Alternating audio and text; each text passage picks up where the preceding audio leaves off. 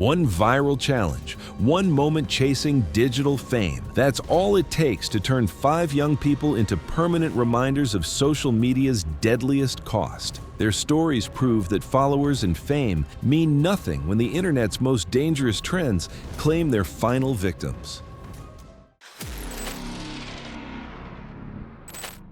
It was April 27, 2018, when late afternoon temperatures in Tucson, Arizona reached 89 degrees under partly cloudy skies. The second-floor apartment unit faced west, allowing direct sunlight to heat the narrow cooking area to approximately 85 degrees. The apartment kitchen was compact, with limited counter space and tight quarters. A bag of fresh red peppers sat on the counter, each one plump with thick walls and visible seeds. Lance Cooper, 23, worked as a stock clerk at a regional retail chain. Standing 6 feet 3 inches and weighing approximately 310 pounds, he possessed the heavy build of someone who relied on physical strength. Co-workers described him as competitive and pain-tolerant. His friends knew him as someone who turned his size into perceived advantages during group challenges, frequently claiming his larger lung capacity gave him superior endurance. This confidence had led him to accept increasingly difficult physical dares. 3 friends had gathered in the apartment to document what they called a heat endurance challenge. The rules required Lance to consume raw red peppers continuously without water breaks, while remaining seated and maintaining eye contact with the camera. One friend positioned a smartphone on the kitchen counter approximately 4 feet away, capturing a wide view of Lance seated at the dining table. A second friend held another smartphone closer to record his face and mouth. The peppers appeared fresh with bright red coloring and intact stems. Each contained visible seeds and white membrane structures that concentrate capsaicin oils. Lance had selected the largest pepper from the bag, measuring approximately 6 inches long. Lance gripped the pepper near its stem and bit deeply into the thick flesh, tearing off an irregular piece roughly 2 inches long. The action released capsaicin oils that immediately coated his mouth, tongue, and throat tissues. He continued chewing the pepper fragment while attempting to maintain eye contact with the recording devices. The capsaicin concentration triggered increased saliva production and involuntary coughing. While trying to swallow the partially chewed pepper piece quickly, a thick, irregular pepper fragment became wedged across the laryngeal inlet at the top of his airway, partially entering the glottic opening and blocking airflow. The irregular shape and fibrous texture created a significant obstruction. The foreign material triggered a laryngospasm, causing his vocal cords to reflexively tighten and worsen the obstruction created by the lodged pepper fragment. This protective reflex prevented any air from entering or leaving his lungs. Lance's larger body mass increased oxygen demand, accelerating the effects of oxygen deprivation once airflow was blocked. His hands moved instinctively to his throat as he realized he could not breathe. He stood abruptly from the dining chair, knocking it backward against the kitchen wall. His movements became increasingly frantic as he clawed at his neck and attempted to force air through the blocked airway. Excess saliva mixed with capsaicin oils pooled above the airway obstruction, further interfering with any attempt to inhale. Within approximately 1 minute of the initial choking, Lance's coordination began deteriorating as oxygen deprivation affected his brain function. His knees buckled and he collapsed forward and downward, striking the kitchen floor as his body went limp. He lost consciousness as his brain's oxygen supply became critically depleted. Both smartphone cameras continued recording throughout the incident, capturing Lance's collapse and subsequent lack of movement. His friends immediately called emergency services, but attempts to clear his airway were complicated by swelling, excess saliva, and the firmly lodged pepper fragment. Paramedics arrived within 7 minutes and found Lance unresponsive, apneic, and pulseless, following prolonged oxygen deprivation. Advanced airway management techniques were attempted, but the prolonged oxygen deprivation had caused irreversible damage. The medical examiner ruled the cause of death as asphyxia due to foreign body airway obstruction with raw pepper material identified in the upper airway. Both recording devices captured the complete sequence from initial pepper consumption through Lance's collapse. The footage clearly documented the accidental nature of the incident. While some face their final moments choking on what they consume, others meet their end through what they attempt to conquer. For Vince Porter, confidence would be tested by a single leap with no room for error. It was June 14, 2016, near midnight in downtown Phoenix, Arizona, where desert heat lingered on concrete surfaces inside a mostly empty 6-story parking garage. Vince Porter, 22, had just finished his warehouse loading shift at a distribution center on the city's industrial outskirts. Standing 5 feet 10 inches and weighing 175 pounds, he maintained the lean muscle mass of someone who moved freight boxes for 8 hours daily. His co-workers knew him as the type who turned routine tasks into competitions, timing himself against previous records and pushing physical limits others avoided. In recent weeks, that competitiveness had extended online, where short-form videos featuring distance jumps across parking garages had gained traction among local parkour groups. 2 friends met him at a downtown parking garage that had become an unofficial after-hours gathering spot for local climbers and skaters. The 6-story structure featured parallel deck sections connected by walkways, leaving open gaps between levels that ranged from 6 to 12 feet. Vince had successfully cleared several shorter spans in previous weeks, but that night he focused on a 9-foot gap between 4th-floor sections, approximately 65 feet above the asphalt below. The distance had been circulating online as a benchmark jump within a growing challenge trend. Desert winds had carried fine sand across the concrete throughout the day, leaving a thin layer over the worn yellow paint near the edge. The concrete lip showed years of weathering, with rounded corners and smooth wear patterns. One friend positioned himself on the opposite deck with a smartphone, while the other secured a small action camera to a metal guardrail, setting up clear angles to document the attempt for posting. Vince backed approximately 30 feet from the edge to build momentum for his sprint.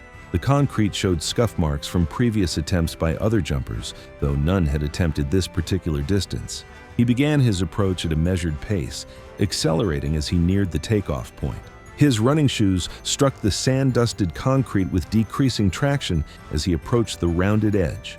The final step before takeoff occurred on the curved lip, where the sand layer was thickest. His right foot, intended as the primary launch point, slipped backward approximately 3 inches as it contacted the smooth, rounded surface. The reduced grip compromised his vertical lift component, converting what should have been an upward trajectory into a flatter arc. His body traveled horizontally across the gap, but began descending before reaching the opposite deck level. His chest struck the far deck's concrete corner with significant force, the impact audible to both friends. The collision fractured multiple ribs along his right side and immediately altered his body position from horizontal to head down. The momentum carried him over the edge as his hands failed to secure any grip on the smooth concrete surface. He fell vertically through the open space between garage levels, rotating slowly as he descended. The fall lasted roughly 2 seconds before his body struck the asphalt surface below. Impact caused catastrophic fractures to his legs, pelvis, and spine, with fatal internal injuries leaving him motionless after landing. Both cameras captured the slip, chest impact fall, and his motionless body on the asphalt below. Investigators later noted that the jump was not part of any sanctioned activity or training session, but an unsupervised attempt to complete a social media challenge that encouraged increasingly longer and higher-risk gap jumps. Emergency services arrived within 8 minutes of the call, but Vince showed no vital signs upon their assessment. The medical examiner's report confirmed multiple traumatic injuries, consistent with high-impact deceleration, with the primary cause of death listed as massive internal trauma resulting from the fall. The recorded footage provided clear documentation of the incident sequence, eliminating questions about the circumstances. Both cameras remained in the possession of responding officers as evidence. While some seek thrills through calculated jumps, others find danger where visibility means nothing. For Tate Maxwell, a simple test of speed would become deadly when the open road turned confidence into a collision he never saw coming. It was September 3, 2015, when heat shimmered over an industrial frontage road outside Amarillo, Texas, where traffic moved at speeds up to 55 miles per hour. The frontage road featured faded yellow centerline markings and cracked shoulders. Sparse vegetation and flat terrain created an unobstructed view for nearly a mile in each direction, giving drivers ample time to see approaching vehicles. Tate Maxwell, 24, worked as a delivery driver for a regional logistics company, spending his days navigating highways throughout the Texas Panhandle. He possessed the lean build of someone who loaded packages constantly. Co-workers described him as impulsive and competitive, often turning routine tasks into personal challenges. His familiarity with traffic patterns led him to believe the frontage road would carry minimal traffic during the late afternoon shift change. 3 friends had gathered to document what they termed a blindfolded road crossing challenge, inspired by similar stunts they had seen posted online. One friend operated a small consumer drone equipped with a camera, positioning it approximately 150 feet above the roadway. Another friend stood on the shoulder with a smartphone to record Tate's crossing attempt. Tate wrapped a dark bandana around his eyes, securing it tightly enough to block all vision. He tested his blindness by attempting to identify objects his friends held up, confirming complete visual obstruction. The plan involved sprinting diagonally across both lanes to reach the opposite shoulder. The drone footage showed the road appeared empty in both directions when Tate began his approach. He stepped onto the asphalt and immediately broke into a sprint, angling across the roadway at approximately 45 degrees to cover both lanes in the shortest distance. He sprinted at a fast pace, consistent with an adult male running at full effort as he moved from the near shoulder toward the center line. The blindfold remained securely in place, and his arm movement suggested he was counting steps to gauge his progress. Approximately 4 seconds into his crossing, a white box truck entered the visible area from the south, traveling at an estimated speed between 50 and 60 miles per hour. The vehicle's approach coincided with Tate reaching the centerline area, placing him directly in the truck's path. The truck driver appeared to apply brakes based on visible tire smoke, but the distance and speed made collision unavoidable. The front bumper struck Tate's left side as he continued his diagonal sprint, the impact lifting his body upward and forward onto the truck's hood. His head contacted the windshield with sufficient force to create a spiderweb pattern of cracks.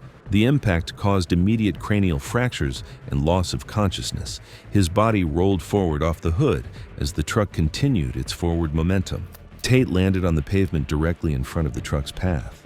At least one set of the vehicle's rear wheels passed over his torso.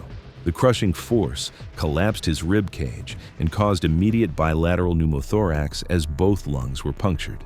The massive internal trauma caused immediate cardiac arrest and respiratory failure.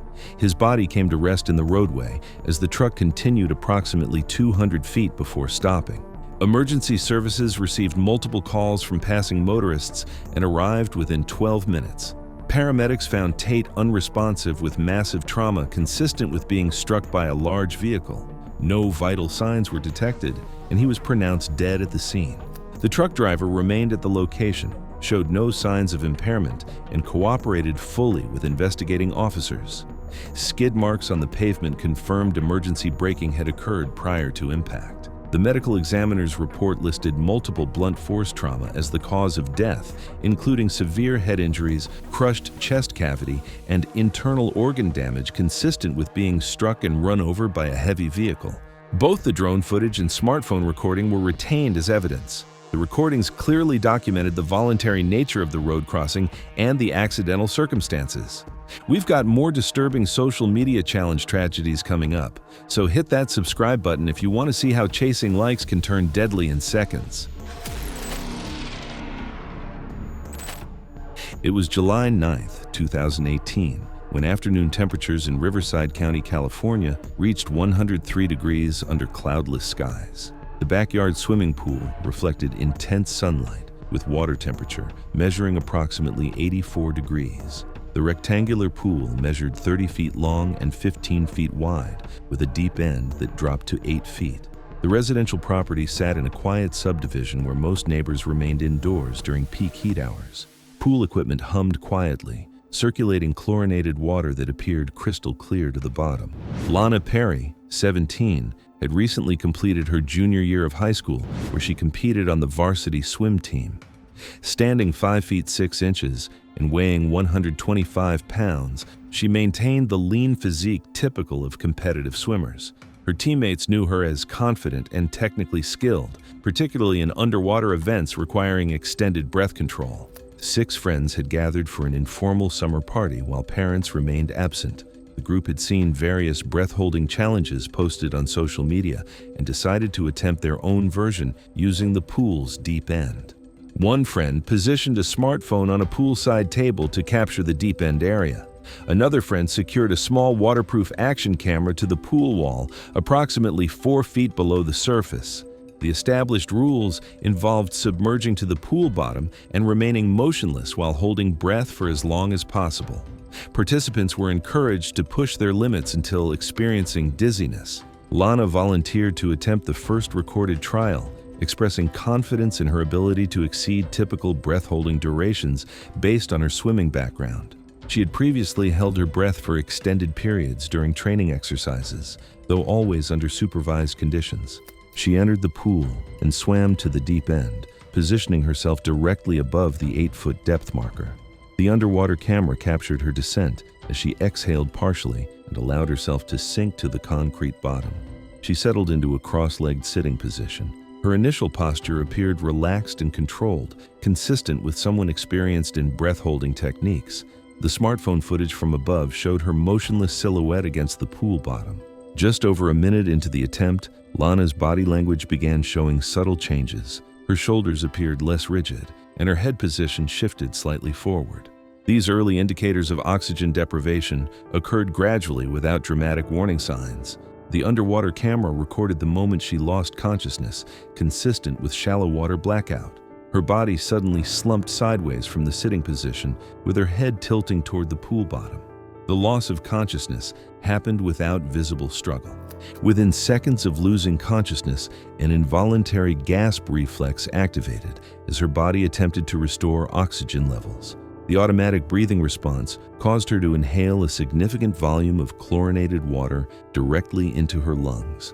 The water aspiration triggered laryngospasm, rapidly compromising her airway and oxygen exchange.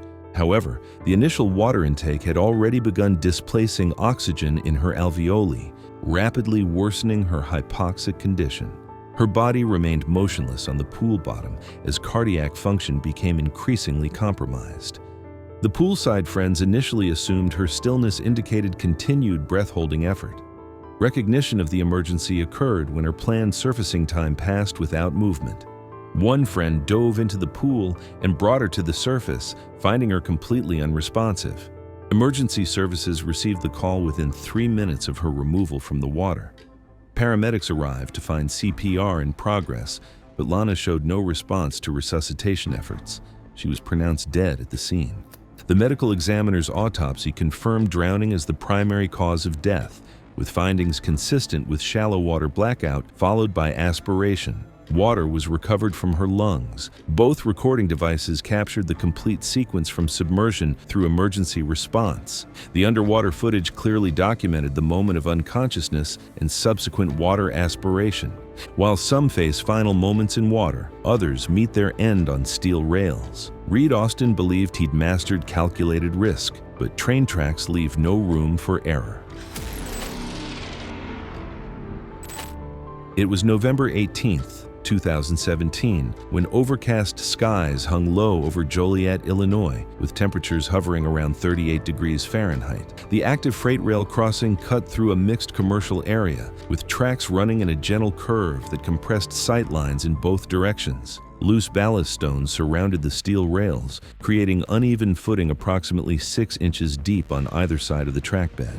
Reed Austin, 26, worked at a local automotive detailing shop where he specialized in precision paint correction. Standing 5 feet 11 inches and weighing 165 pounds, he possessed the steady hands and attention to detail required for his trade. Co-workers described him as methodical and confident, particularly when executing tasks that required precise timing. His interest in timing-based challenges had developed through various online communities that documented similar stunts. Reed had researched local train schedules and observed several freight movements through this crossing over previous weeks, noting what he believed to be consistent speeds. He positioned a smartphone on a small tripod approximately 50 feet from the crossing, angling the camera to capture both the approaching track and his planned position between the rails. Reed's plan involved standing directly between the rails and timing how long he could remain in position before an approaching train forced him to step aside. He had calculated what he believed to be safe margins based on his previous observations. Weather conditions provided clear visibility, though the gentle curve limited sight distance to approximately 800 feet toward the south, where trains typically approached. Reed positioned himself between the rails, facing the direction of expected train approach. The smartphone recording captured him checking his watch and settling into position. He stood with feet planted on the wooden ties, maintaining balance on the uneven surface created by the ballast stones. Approximately 3 minutes into his timing attempt, distant vibrations became detectable through the steel rails. The locomotive's approach created increasing track resonance that Reed could feel through his feet. As the train rounded the curve and became visible, Reed appeared to realize the locomotive was traveling faster than anticipated. Reed stepped backward to exit the track area, but his left foot caught in the gap between the rail and a wooden tie. The loose ballast stones shifted under his weight, causing him to lose balance and fall forward across the rail closest to the approaching locomotive. His attempts to free his trapped foot were unsuccessful due to the unstable ballast surface and the awkward angle created by his fall. The locomotive's engineer applied emergency braking, but the distance and speed made collision unavoidable. The locomotive struck Reed at full speed while he remained partially across the rail. The impact caused traumatic amputation of the lower body. The upper portion of his body was thrown laterally from the track bed, traveling an estimated 20 to 30 feet before striking the gravel surface. The massive kinetic energy transfer caused immediate fatal trauma to his chest and head upon secondary impact. The locomotive continued past the crossing for approximately 400 feet before stopping. The smartphone camera captured the entire sequence from Reed's initial positioning through the collision. The recording clearly documented his foot becoming trapped, his fall across the rail, and the subsequent impact. Emergency services received multiple calls from nearby residents who heard the train's emergency braking and collision. First responders arrived within 8 minutes to find Reed's body in 2 separate locations consistent with the high-speed impact. The locomotive engineer cooperated fully with investigating officers. Railroad personnel confirmed the train had been operating within posted speed limits. The medical examiner's report listed massive blunt force trauma as the cause of death. The examination confirmed the injuries were immediately fatal. The smartphone recording was retained as evidence. The footage clearly showed the accidental nature of Reed's entrapment and the timing miscalculation that led to the fatal collision. Railroad investigators concluded the incident was accidental, resulting from an unauthorized person on active tracks who became trapped due to unstable footing conditions. Thanks for watching. Want to see more? Click on your screen now.